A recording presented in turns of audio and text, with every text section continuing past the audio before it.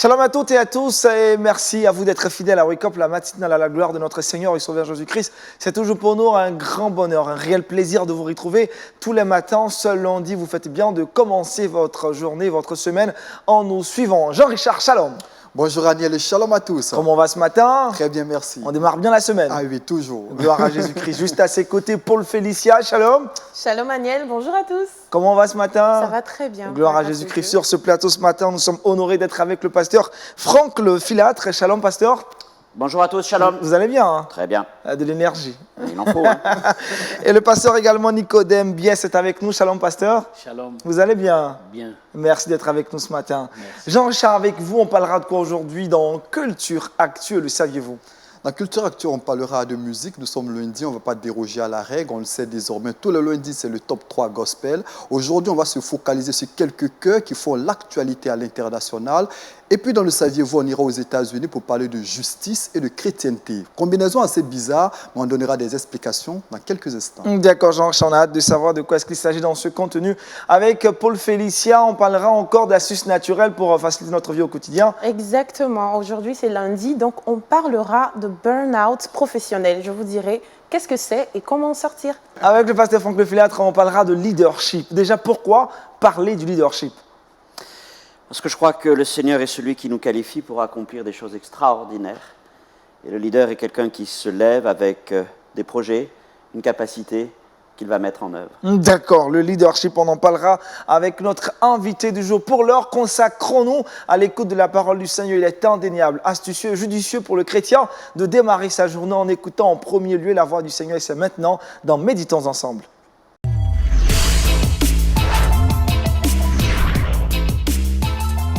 Ce matin, l'exhortation nous est apportée par le pasteur Nicodème Biès et le thème est le suivant, l'attachement. Allez-y, pasteur.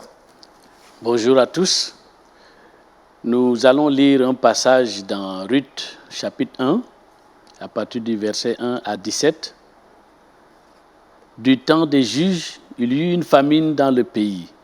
Un homme de Bethléem de Juda partit avec sa femme et ses 2 fils pour faire un séjour dans le pays de Moab. Le nom de cet homme était Elimelech, celui de sa femme Naomi. Et ses 2 fils s'appelaient Mahlon et Kiljon. Ils étaient Éphratiens de Bethléem de Juda. Arrivés au pays de Moab, ils y fixèrent leur demeure. Elimelech, mari de Naomi, mourut et elle resta avec ses 2 fils. Ils prirent des femmes moabites, dont l'une se nommait Orpa et l'autre Ruth, et ils y habitèrent là environ 10 ans. Mahlon et Kiljon moururent tous les 2 aussi. Naomi resta privée de ses 2 fils et de son mari. Puis elle se leva, elle et ses belles-filles, afin de quitter le pays de Moab, car elle apprit au pays de Moab que l'Éternel avait visité son peuple et lui avait donné du pain. Elle sortit du lieu qu'elle habitait, accompagnée de ses 2 belles-sœurs, et elle se mit en route pour retourner dans le pays de Juda. Naomi dit alors à ses 2 belles-filles, « Allez, retournez chacune à la maison de sa mère.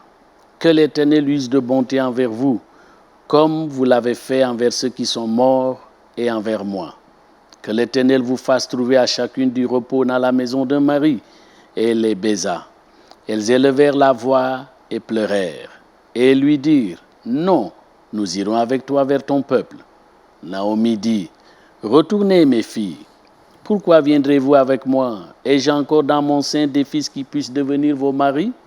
Retournez, mes filles, allez, je suis trop vieille pour me remarier.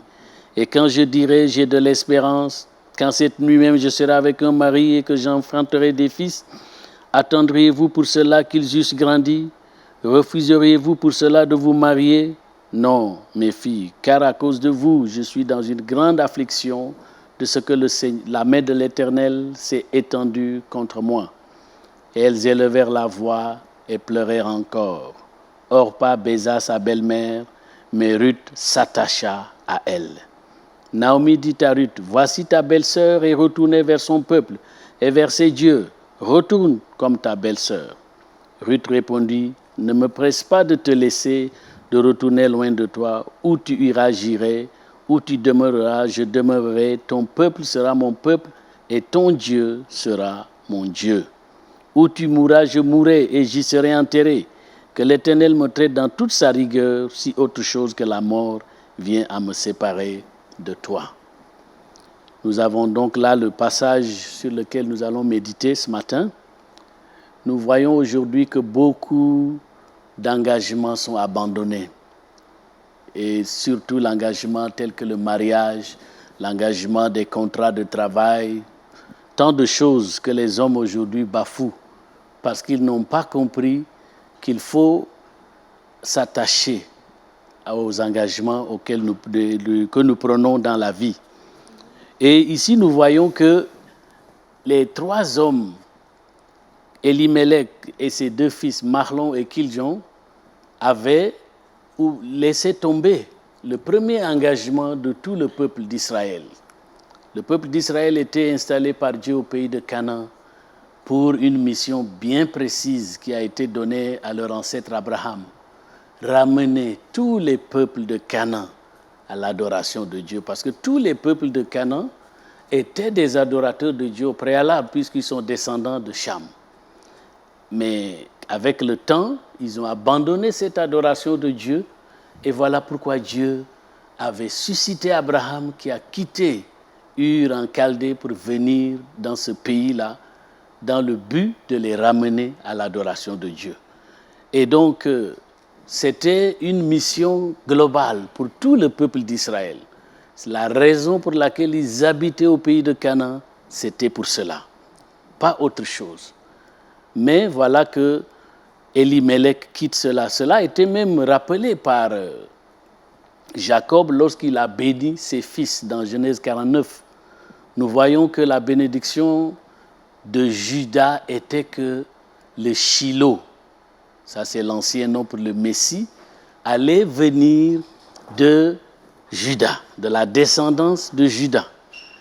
Et donc, il est dit ici que Elimelech était avec ses fils Ephratiens, donc Ephrata. Ça c'est les descendants type de Juda, la souche de Juda elle-même. Donc, nous voyons que tous les descendants de Juda devaient être là dans le pays de Canaan, attendant qu'au travers de leur famille vienne le Messie. Mais voilà que Elimelech quitte le pays à cause d'une famine. On se pose la question, est-ce que la famine là menaçait sa famille seulement ou bien c'était tout le pays? Pourquoi c'est lui seul qui quittait Bethléem? En hébreu, Bethléem veut dire la maison du pain. C'est-à-dire que dans tout Israël, s'il y avait des mauvaises récoltes, le lieu où il fallait trouver de la nourriture, c'est bien Bethléem. Parce qu'au moins là, les récoltes seraient beaucoup plus abondantes qu'ailleurs. Voilà pourquoi on avait donné à ce lieu-là le nom de Bethléem. Mais voilà qu'Elimelech quitte Bethléem pour aller au pays de Moab à cause d'une famine. On pourrait dire de lui, voilà un homme qui fuyait la mort à cause d'une famine et qui a trouvé la mort là où il est allé se réfugier. Et nous voyons que ce séjour n'était pas temporaire, puisqu'à la fin du verset 2, il dit, arrivés au pays de Moab, ils y fixèrent leur demeure. C'est-à-dire qu'ils ont fixé, ça veut dire qu'ils n'avaient plus l'intention de quitter. Or, il se trouvait que c'était sa lignée par laquelle le Messie allait venir. Donc, c'était quelque chose de terrible.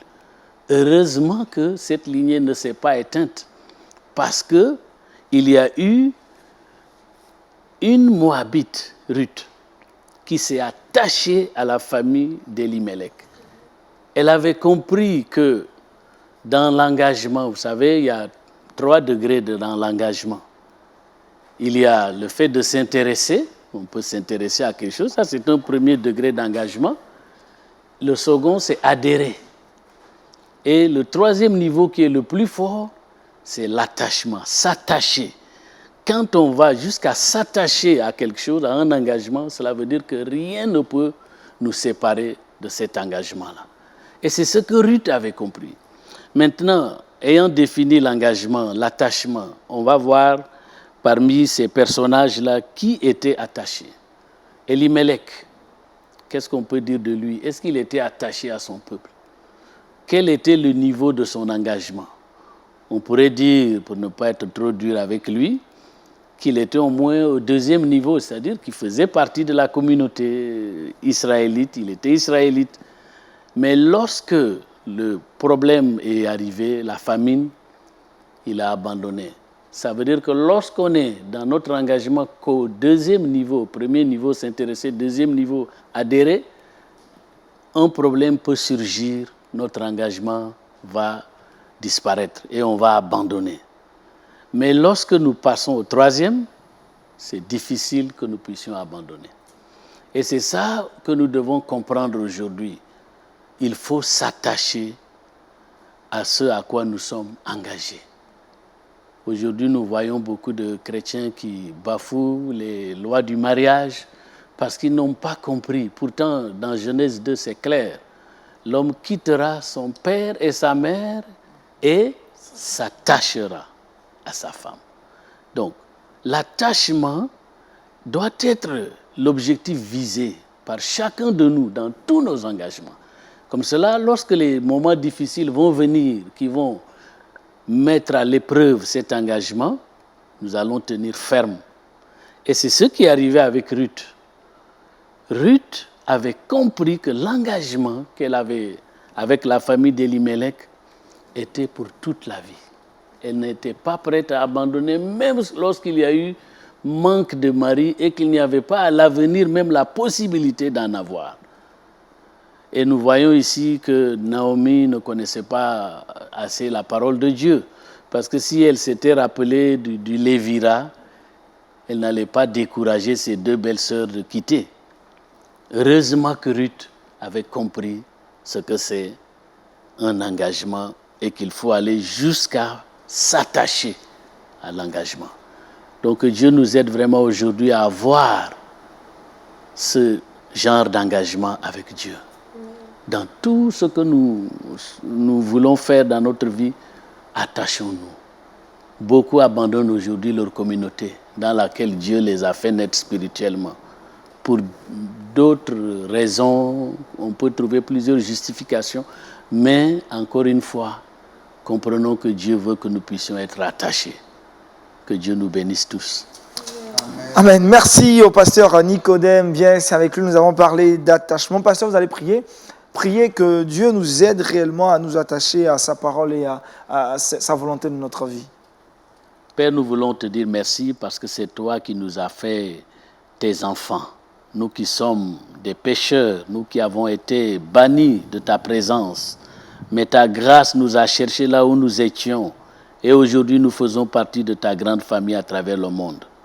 Nous voulons, notre Dieu, rester attachés à ta parole, attachés à ton Église, à ta famille, que rien ne vienne nous ébranler. Aujourd'hui, il y a beaucoup de tentations, beaucoup de choses qui nous attirent, mais nous voulons toujours résister et aide-nous par ton esprit à être fidèles jusqu'au bout, comme Ruth l'a été, et par son attachement et sa fidélité, elle est devenue une des ancêtres de notre Seigneur. Merci, notre Dieu, de nous donner l'occasion de te connaître davantage et de nous attacher encore à toi. Au nom de Jésus. Amen. Amen. Merci au pasteur Nicodème Bies. Je rappelle le thème de l'attachement. Nous croyons que cette journée, cette semaine sera une semaine où vous serez attachés à la volonté, à la parole du Seigneur dans votre vie. Avec Jean-Richard, nous allons parler de culture et c'est dans Culture Actu.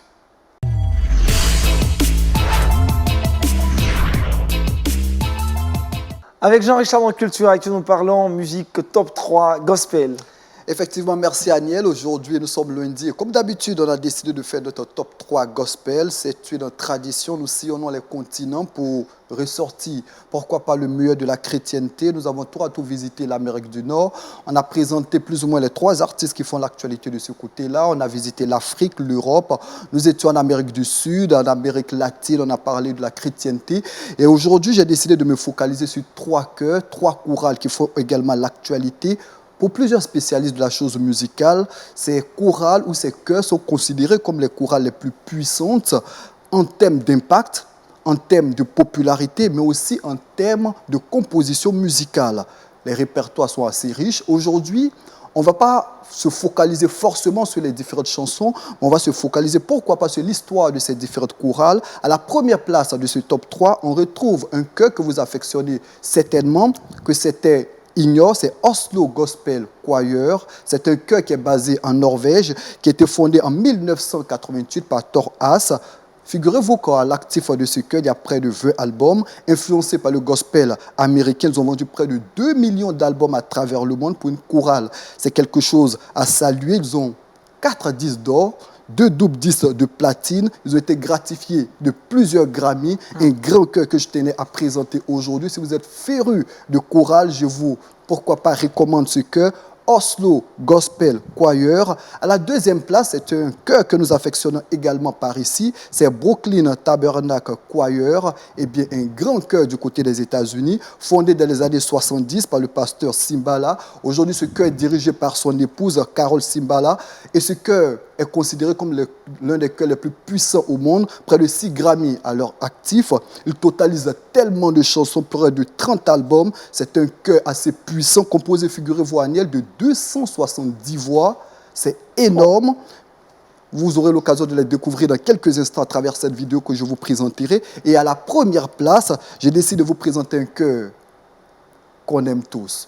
Ils ont fait l'actualité il y a de cela quelques semaines, gratifié d'un Grammy. C'était d'ailleurs le seul groupe en Afrique, le seul groupe chrétien à avoir un Grammy lors de la dernière célébration le 10 février dernier du côté des États-Unis. C'est Soweto Gospel Choir. Eh bien, ce chœur a été créé en 2002, composé de 43 personnes. Et depuis 2002, ils font l'actualité. Ils ont sillonné pratiquement toutes les grandes scènes du monde pour proclamer l'évangile du Seigneur Jésus-Christ. Je l'ai dit, le 10 février dernier, ils ont fait l'actualité. Et ce chœur positionne les chœurs africains sur les scènes du monde entier. Voici donc, Aniel, en résumé, les 3 chœurs qui ont suscité notre intérêt en ce jour.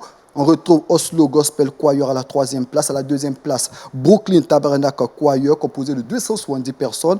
Et puis à la 1re place, Soweto Gospel Choir, considéré comme le meilleur chœur de l'année 2019. On ne refermera pas cette rubrique sans vous proposer, pourquoi pas, un medley des différentes compositions de ces différentes chorales. Regardez, mais surtout, appréciez.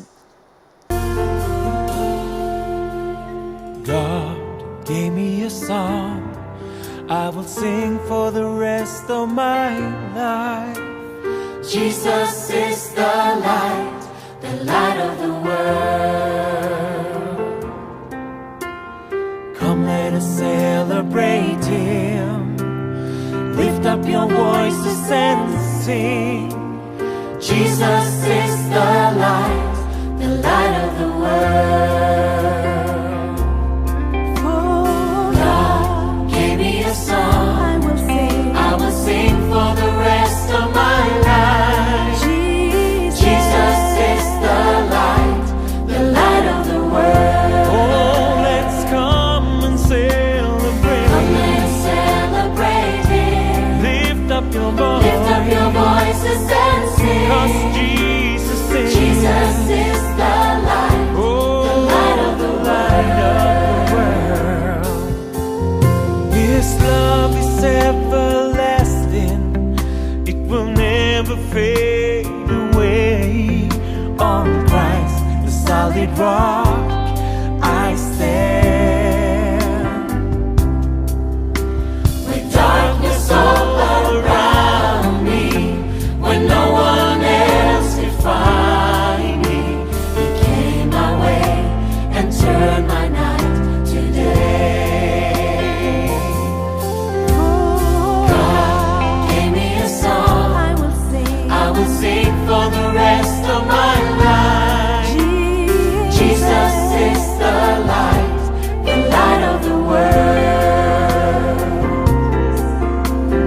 Come, let us celebrate Him. Lift up your voices and sing. Jesus is the light of the world.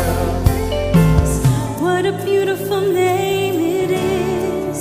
What a beautiful name it is. The name of Jesus Christ, my King.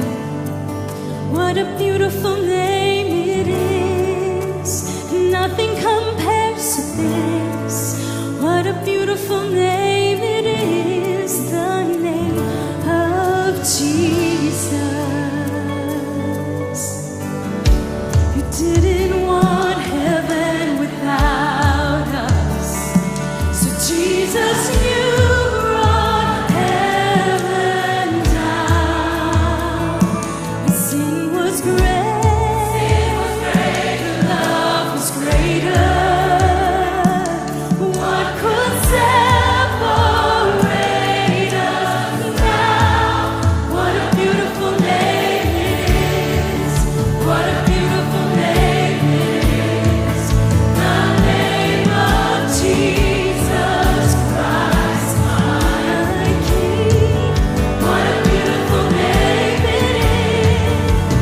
Nothing compares to it. Nothing compares to what a beautiful name it is. The name of Jesus.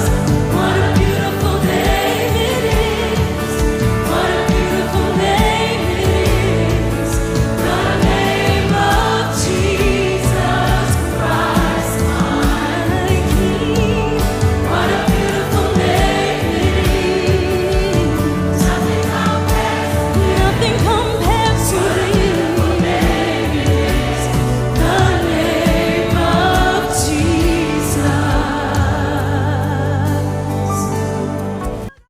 Merci Jean-Richard pour ce medley, Oslo Gospel Choir, Brooklyn Tabernacle Choir et enfin Soweto Gospel Choir, à qui on adresse nos différentes félicitations pour ce Grammy, ce dernier prix obtenu.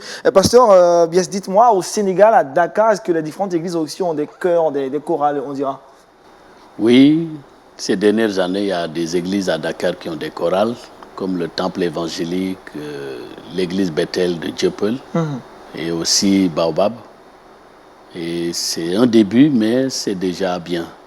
Vous appréciez les chorales? Oui, beaucoup, vraiment. J'aime bien, particulièrement, j'aime bien les chorales. Je préfère les chorales que les groupes. Aïe, le choix a été fait. Hein. Ah oui, il y a des Pasteur Franck Lefilâtre, et vous, votre choix, vous êtes pour les chorales ou les groupes musicaux, on dira groupes vocaux. C'est quoi votre choix de prédilection? J'aime beaucoup ces chorales qui ont été mentionnées. Puisqu'on parlait d'Afrique, il y a une chorale en Afrique que j'aime beaucoup. J'ai eu l'occasion de l'entendre en Afrique du Sud. Elle vient d'Ouganda, c'est la chorale Watoto, avec les enfants.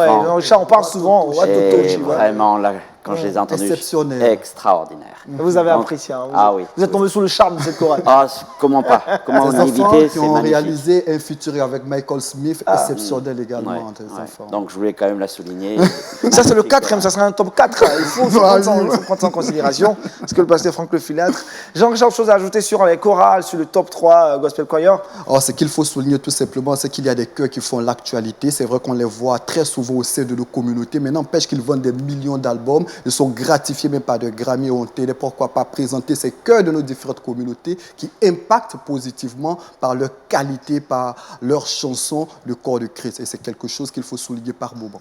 Merci Jean-Richard en tout cas de nous rapporter tous les lundis les top 3. On parle vraiment de musique avec lui depuis le début de cette saison. Avec le pasteur Franck Lefilâtre, comme annoncé dans cette émission depuis le début, nous allons parler maintenant de leadership et c'est avec l'invité du Wake Up.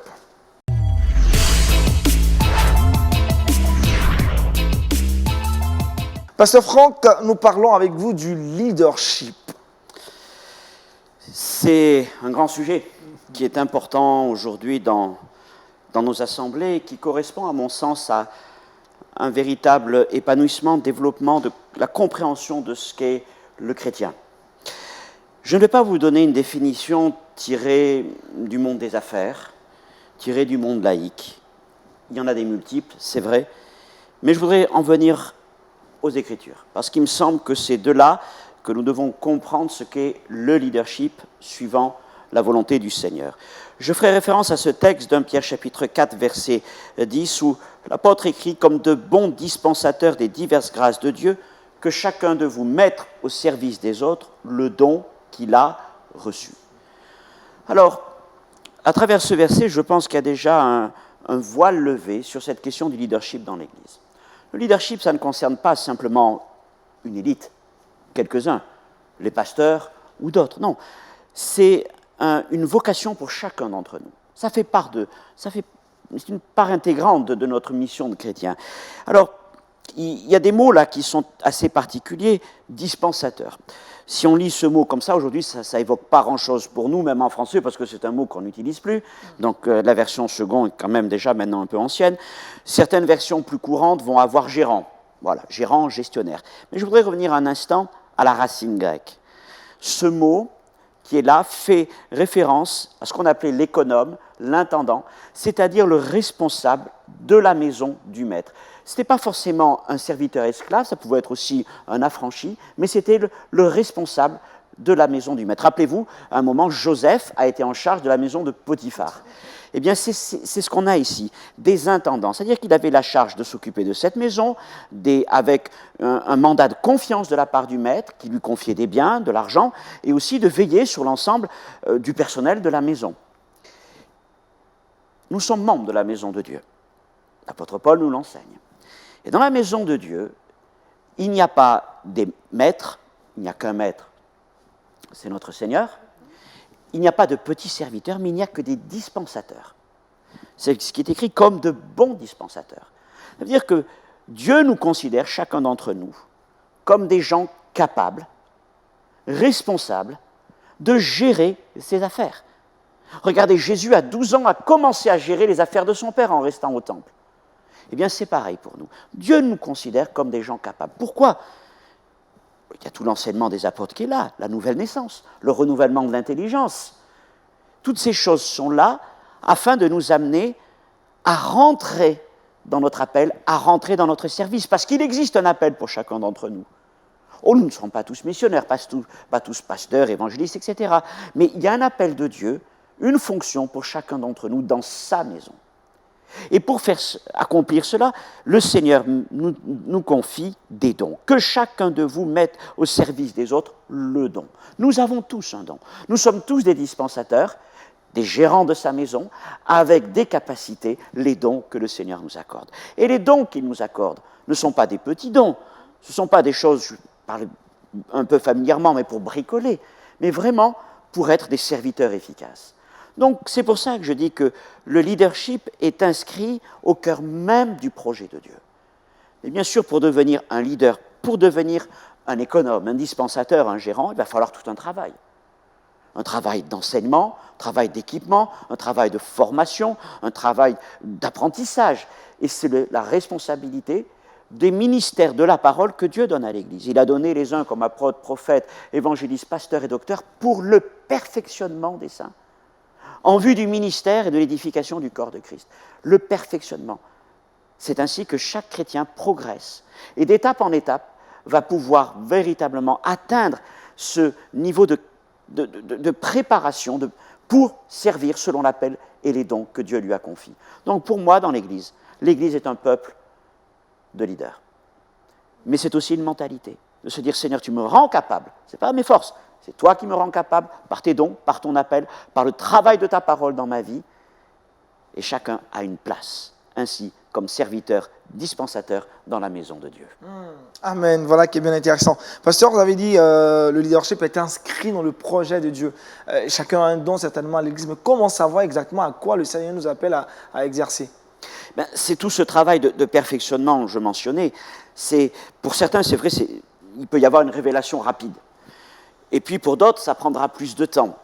Je pense que dans l'Église, on doit pouvoir enseigner ces choses et c'est notre responsabilité en tant que prédicateur de comprendre que les gens que Dieu nous confie, c'est pour leur perfectionnement, leur développement. Pas simplement prêcher pour prêcher, ce qui est important, oui, mais les enseigner à observer tout ce qu'il nous a prescrit. Et et le fait d'apprendre à discerner ce qu'est son appel, ce qu'est le don reçu, parce que nous devons croire que chaque croyant a un don, eh bien ça fait partie de la responsabilité des pasteurs, des anciens et de tous ceux qui servent dans l'Église, amener chacun à réaliser le plan de Dieu pour sa vie. Jean-Richard, question ? Est-ce que tout le monde a appelé à être un leader? Parce qu'aujourd'hui, on parle à tout va de leadership, on se forme au leadership. Est-ce que tout le monde a la capacité d'être un leader? Là encore une fois, ça dépend ce qu'on entend par capacité. Si on regarde capacité à la manière des hommes, des entreprises, il y a bien des gens dans l'Église qui servent Dieu efficacement, et dans le monde, ne sont pas regardés comme des leaders. Le problème n'est pas de savoir ce que le monde nous dit, mais d'entendre ce que la parole de Dieu nous dit. Et dans l'Église du Seigneur, c'est comme, nous sommes tous ses intendants, mais c'est à la manière du corps. Nous sommes un corps, et nous sommes membres du corps de Christ. Eh bien, si Paul utilise cette image, ça nous rappelle aussi que dans notre corps, bien, tous les membres, visibles ou intérieurs, participent au fonctionnement du corps. Je dirais qu'ils sont tous leaders dans le sens où il faut qu'ils accomplissent leur mission. Et nous savons bien que s'il y a un qui décide de ne pas accomplir sa mission, imaginez le foie qui ne fait pas son travail, les poumons qui sont défectueux, bien, c'est tout le corps qui en pâtit. Et on peut dire que les poumons sont leaders dans leur mission, parce qu'ils doivent accomplir leur mission. Eh bien, c'est un peu pareil pour chaque croyant. Seigneur nous rend capable d'accomplir notre mission pour l'édification de l'Église. Pasteur, qu'est-ce qui fait aujourd'hui, dans la pensée courante et même commune des chrétiens, on arrive à faire une disproportion de ministères. On considère beaucoup plus les évangélistes, les missionnaires, et parfois ceux qui ont des petits rôles à l'Église ne se considèrent pas réellement comme des intendants, comme des leaders, on dira. Bien, c'est une mentalité qu'il faut arriver à changer, puisque quand Paul écrit sur le corps de Christ dans 1 Corinthiens 12, rappelez-vous au sujet de l'oreille, au sujet de la vue, etc., etc., il dit bien que tous les membres sont honorables et chacun a une place importante. Et pensez à votre corps, encore une fois. Vous pouvez trouver peut-être que tel ou tel petit membre du corps est-il vraiment important.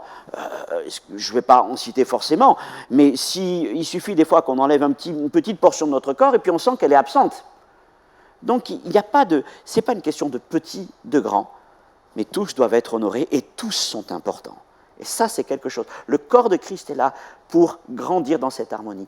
Les serviteurs que Dieu donne à l'Église, pasteurs, évangélistes, docteurs, etc., anciens, et même apôtres et prophètes, si le Seigneur en envoie, eh bien, sont des ouvriers pour amener chacun à accomplir pleinement son rôle.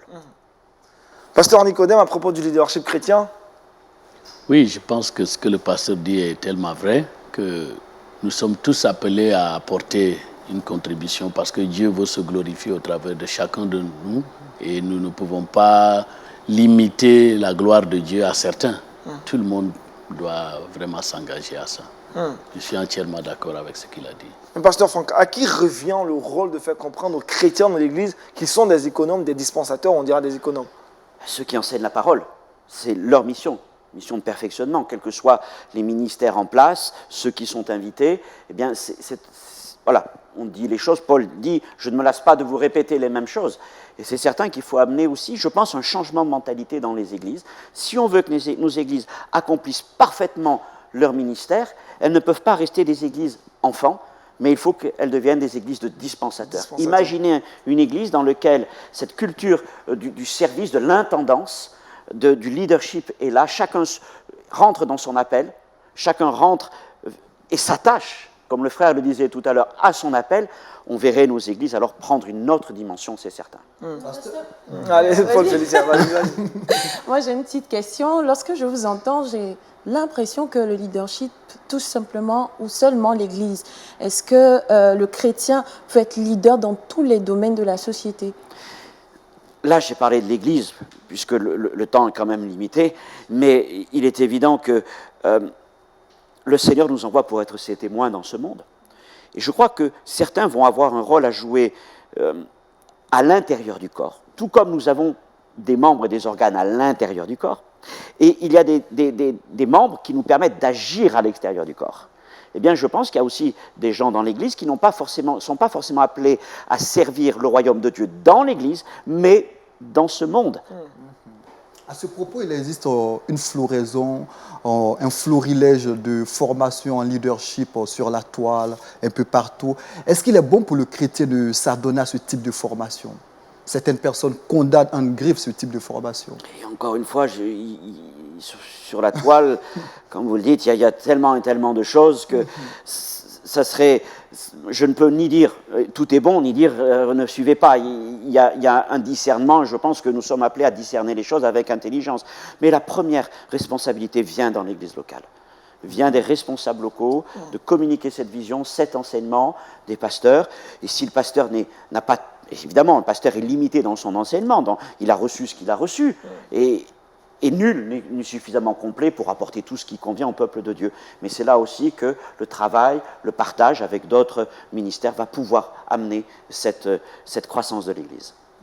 Pasteur, de quoi est privé le chrétien qui ne se considère pas comme un dispensateur? Je pense d'abord, il passe à côté du plan de Dieu et de son appel, puisqu'il est bien dit que nous avons tous reçu un don. Et l'apôtre nous dit de la part du Seigneur qu'il le mette au service des autres. Donc, bien écoutez, ça nous ramène un peu à la parabole des talents. Voilà un qui a 5 talents, vous savez, l'autre 2 et l'autre 1. Ah, j'ai qu'un talent, je suis peut-être pas capable, pas doué, j'ai pas le temps, je vais l'enterrer. Vous savez, comme le Seigneur a été fâché. Mais si nous agissons pareil, ne pensons pas que le Seigneur sera satisfait. Parce que nous dirons, oh, mais je suis venu à la réunion, j'ai chanté, j'ai prié. Oui, mais qu'as-tu fait de ce que je t'ai donné? Qu'as-tu fait du don que tu as reçu? Merci Pasteur Franck Lefilâtre, on a bien envie de continuer, mais on va s'arrêter là pour aujourd'hui. Peut-être une prochaine fois, on aura la suite de cette thématique, le leadership. Et très vite, on va retrouver Paul Félicia dans le Trickbox.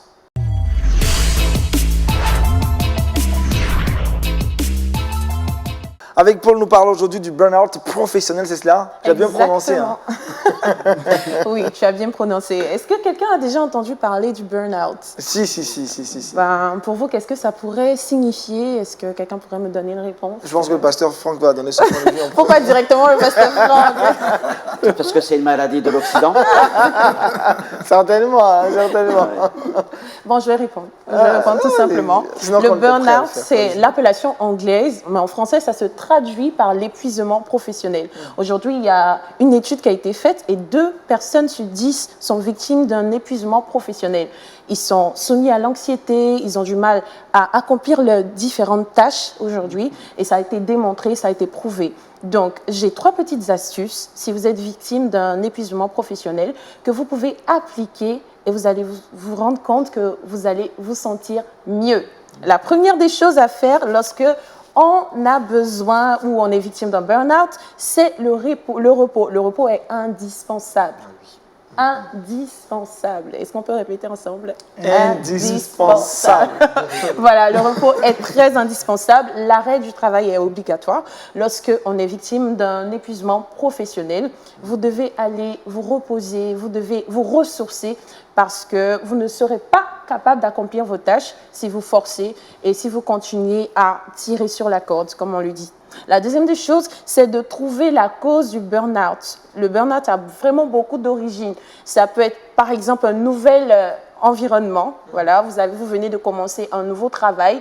Vous n'avez pas la capacité de pouvoir, vous adapter. Donc, vous allez être soumis à une sorte d'anxiété, à un stress.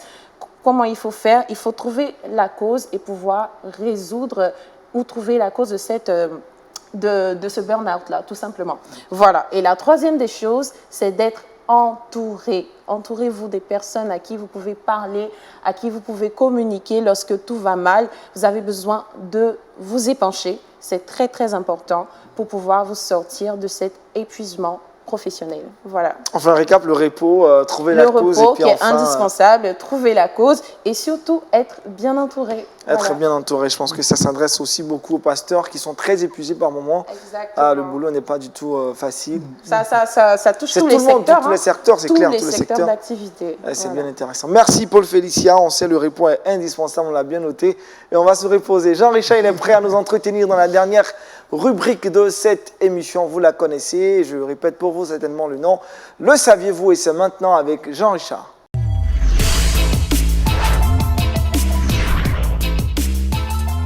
Jean-Richard, on part aux États-Unis pour parler de justice. De justice, de chrétienté, mais aussi de profession. Eh bien, ce triptyque pose par moments des problèmes. On se rappelle plus ou moins tous de l'affaire Jacques Philippe, ce pâtissier américain qui avait refusé de faire des gâteaux pour un couple homosexuel. Cela lui avait créé énormément de problèmes, boutique fermée. On se rappelle également de Diana Martin, cette américaine d'une 60aine d'années qui avait été expulsée de ses appartements pour avoir partagé l'évangile du Seigneur Jésus-Christ à ses voisins. Et la dernière histoire que je tiens à vous rapporter est une histoire de Joanna Duca et de Brianna Koski. Est-ce que ces 2 noms vous disent quelque chose, Aniel?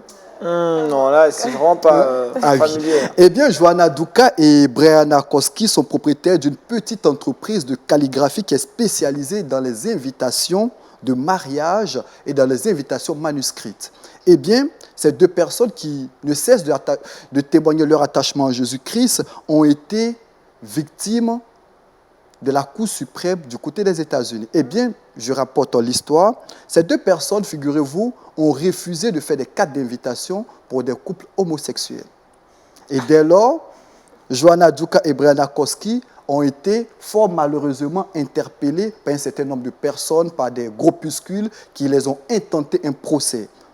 Heureusement, les voies du Seigneur étant insondables, eh bien, Joanna Duca et Brianna Koski, figurez-vous, pendant plusieurs semaines, pendant plusieurs mois, ont défendu leur cause devant la Cour suprême de l'État de l'Arizona.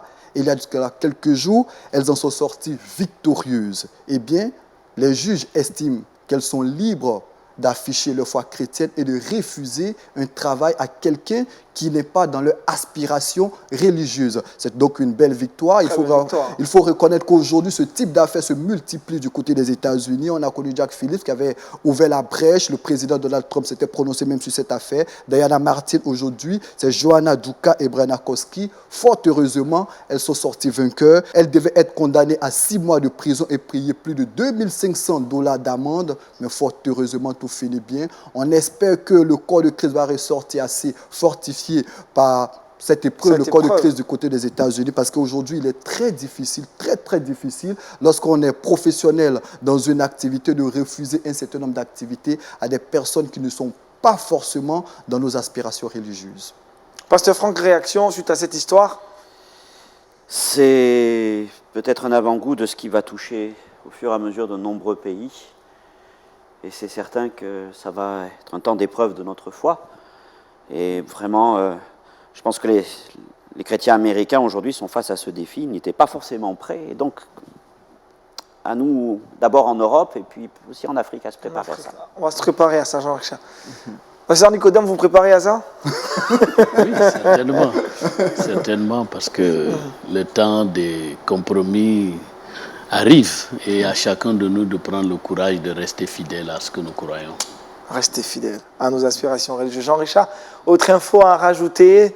Ce qu'il faut savoir tout simplement pour ces personnes qui ont suivi cette affaire peut-être de loin, Joanna Duca et Brianna Koski ont été libérées par la justice, jugées comme quoi elles ne sont pas coupables de ce qu'elles ont, de leur acte qu'elles ont posé. C'est donc une belle victoire pour le corps de Christ du côté des États-Unis. Et c'est ce qu'on souhaite à tous nos téléspectateurs pour cette semaine. Paul Félicia, le verset boussole. Ruth chapitre 1, verset 16. Où tu iras, j'irai. Où tu demeureras, je demeurerai. Ton peuple sera mon peuple et ton Dieu sera mon Dieu. Pasteur Nicodème, je crois que cette histoire est une belle illustration de votre exhortation d'attachement. Oui. Elles ont été vraiment attachées à leur foi. Oui. Elles ont été victorieuses. Vraiment. Il faut rester attaché à sa foi et voir notre Seigneur opérer le miracle. On dit encore merci au pasteur Nicodème Biès, venu donc du Sénégal, et puis aussi au pasteur Franck Lefilard, venu de la France. Merci à Jean-Richard et à Paul Félicia de préciser l'endroit dont vous venez. Merci à toute l'équipe. Exactement. On salue tous nos fidèles téléspectateurs. On a été très heureux de pouvoir être avec vous pour ce début de semaine. Toute l'équipe également de réalisation qui tout le temps fait un travail acharné pour que vous puissiez recevoir ces images. On espère également que cette semaine démarre bien pour vous. Demain, un autre rendez-vous avec Daniel Kragby. Je vous retrouverai le mercredi pour un autre épisode de Wake Up. D'ici là, portez-vous bien. Shalom chez vous et que Dieu vous bénisse. Au revoir.